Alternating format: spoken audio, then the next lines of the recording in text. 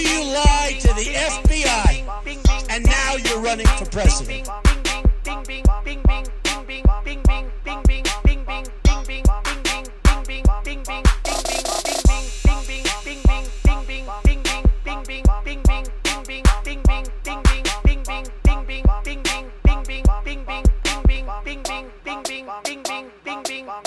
Hi, it's Don't Be a Douchebag, episode 26.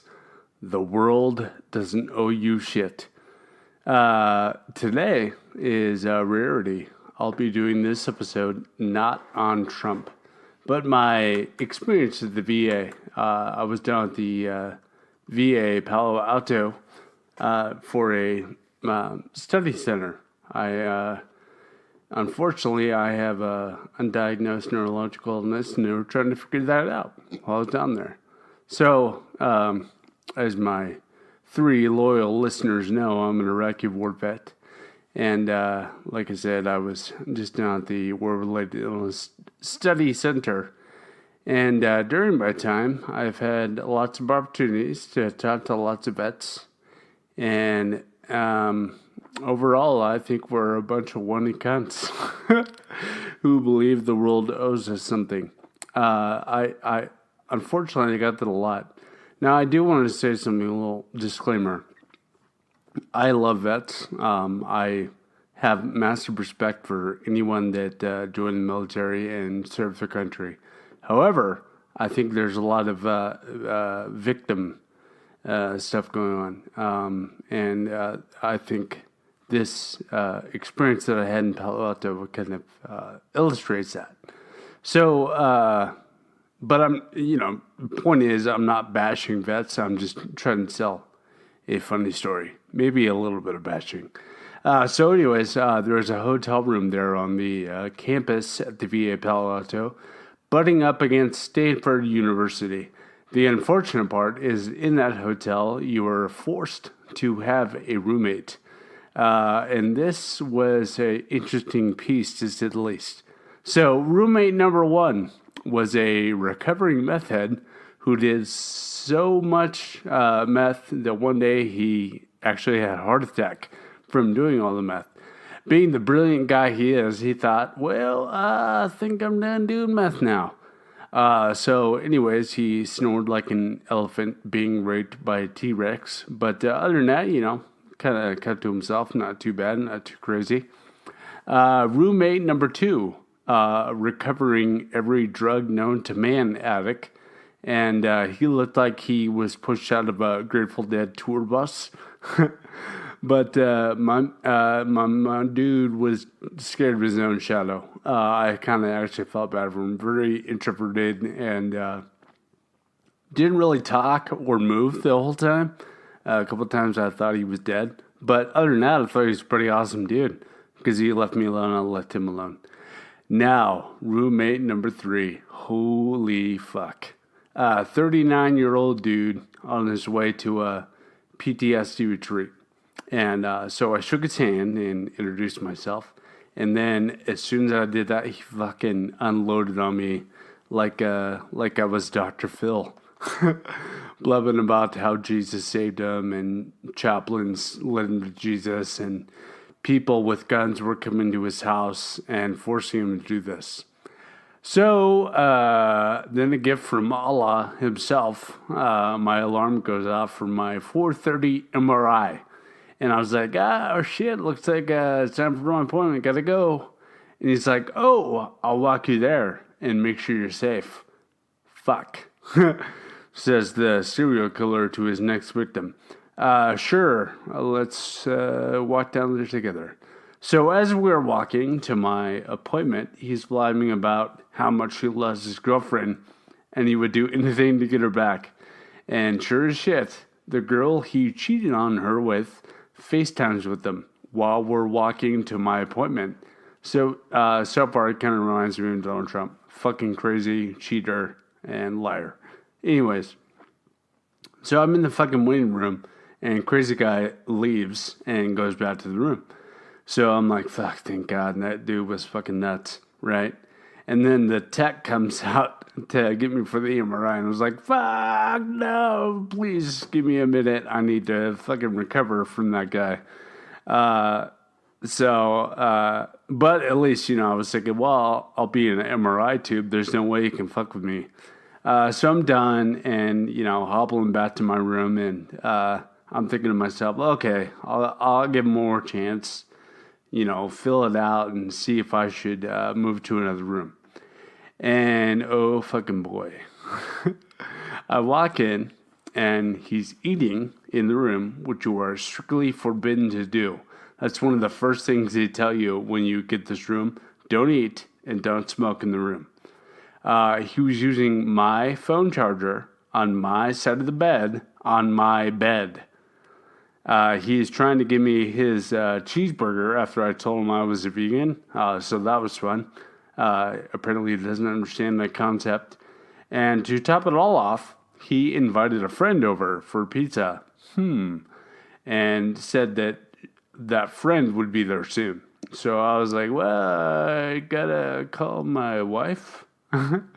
That's the best thing I could come up with. So I go and quote unquote call my wife and do a fast retard hobble about a quarter mile away, which in my case is like a fucking marathon for me. And I go to the admin building to escape my murder rape. I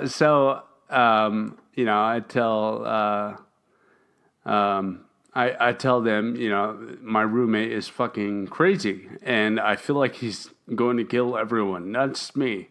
No, I'm just kidding. I quietly said, hey, my roommate is fucking nuts, and I need him to room. So I escaped the clutches of my murderer, barely. As a replacement, I moved in with Frank, who snored like a unicorn being fucked by a dragon, but definitely had a less murdery vibe. So, how did I get the idea of that? Of the name of the episode, if you will. Let's break it down. Roommate number 1 says the meth he used was because of his PTSD. The meth use made his heart explode, so he's blaming his PTSD for his health. It isn't no exercise, it isn't eating shitty food, it isn't smoking meth that causes his health problems, it's the PTSD. I agree with the fact that it is the PTSD, but it's also, you have to acknowledge that you're not helping the situation yourself, right? You blame your problems on someone else, and one day you wake up in a hospital after a heart attack that costs the taxpayer, about $100,000. If you believe that the VA owes you something, you are going to wait to death. Roommate number 2, my favorite. He's quiet and he kept to himself. That's it. Roommate number 3, where do I begin? He told me on our hobble to the MRI appointment, the VA is my servant. They serve me, not their bullshit agenda. Okay, Alice Jones. Profound. You are proof that the belief that someone owes you something, you'll spend your entire life in turmoil. This brother needs some help, and I really hope he does find it. All bashing aside, I really do hope he gets help. Moving on, the other vet that I'm enrolled in the study with, this guy is a bag of fun.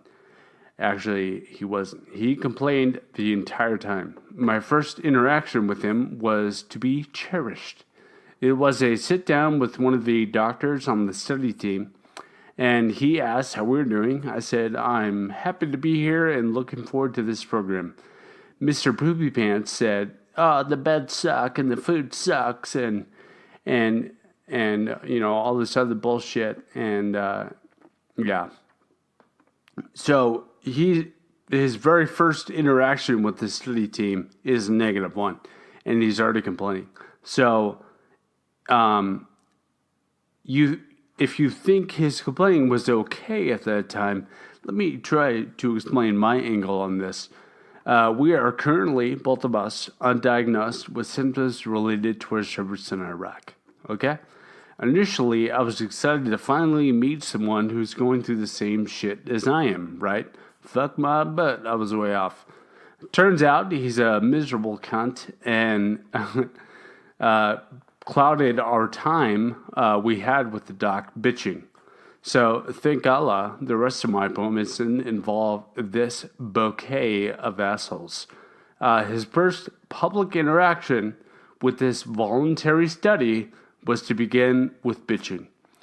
Theory. At this point, I'm guessing he's a feisty cunt and doesn't get a lot done. I'm nice and lavish the doctors with praise, and I've got a lot done and a lot more tests scheduled than Dippy McDickfuck because I was nice.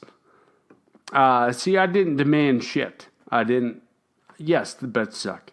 Yes, the food sucks. Yeah, it all fucking sucks. But it's free, and they're trying to help. So be thankful for that. Shipwreck's reputation is now spread to the entire group before he even goes on to his next appointment, so they all know that he's a dick, right? So the study panel, the doctors on the study panel, I can already get the sense that they'll loathe dealing with him because he's not happy. But every time they saw me, I was happy and smiling and very willing to do whatever it needs, to find an answer for what's going on with me. Mr. Fuckface believes that the world owes him something, and he's going to keep on waiting. He also, I believe that thank you for whatever you can help me with is in order. It gets better. I need to stop giving people a couple of chances to rebound, apparently. I suck at this. There was a free barbecue. Someone came down outside the Defender's Lodge where I stayed in Palo Alto and decided to give us free barbecue. Free, okay? So the barbecue company came down and volunteered to give out food and feed the vets that were on campus that day. I'm a vegan, so I had water and salad. I could have bitched, but I didn't. The salad was great. I sat down at the same table with old crusty cunt and said, "Sup," and he totally ignored me. I was like, "Oh, okay, you're still a cunt. Check." Some out-of-town VA employees were out that day and sat down with us. And I was like, "Oh, shit." In my head, I'm like, "Run, get the fuck out of here." So I introduced myself, and they too were there to learn about some of the, that group was there to learn about some of the VA programs that the Palo Alto has been doing, some very successful stuff helping out vets. So they're down there to learn about that. Then Private I Pee My Pants starts, why is it easier to download a game on my phone than it is to get an appointment at the VA? Note, these are Kansas State VA employees, okay, visiting the campus. They have nothing to do with anything in California. Immediately ruins lunch at the table, and his first interaction is adversarial, okay? So I stood up and I thanked him for ruining lunch, and he asked me how, and I scoffed and hobbled away. Once again, he believes the world owes him something, and he's a miserable cunt because of that. I can barely walk. I'm undiagnosed from my service to my country, but I'm nice to everyone. I interact with everyone nicely until they give me a reason to be a dick. And trust me, I'm really good at being a dick, and I flip fast. I could choose to be a cunt and to everyone and be well within my rights to do so. But being nice to everyone has worked out well for me. Moral of the story, the world doesn't owe you shit. Don't be a douchebag. Thanks for listening. Don't forget to share with your like-minded friends, or if you just want to piss off your racist grandpa. You can find episodes on iTunes under podcasts. Search Don't Be a Douchebag. You can also find me on Podbean at www.don'tbeadouchebag.podbean.com. And also on YouTube, search Don't Be a Douchebag. Thanks again, and until next time, don't be a douchebag.